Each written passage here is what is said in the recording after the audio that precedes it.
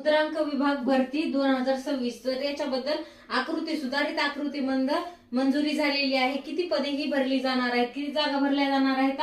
3952 जागा भरल्या जाणार आहेत। काही गट ब, गट क आणि गट ड अशा ह्या जागा असणार आहेत। तर मग गट ब मधील लघुलेखक उच्च श्रेणी याच्या किती अगोदर किती जागा हे झाल्या होत्या? 5 झाल्या होत्या। आता हे किती जागेला मंजुरी भेटलेली आहे?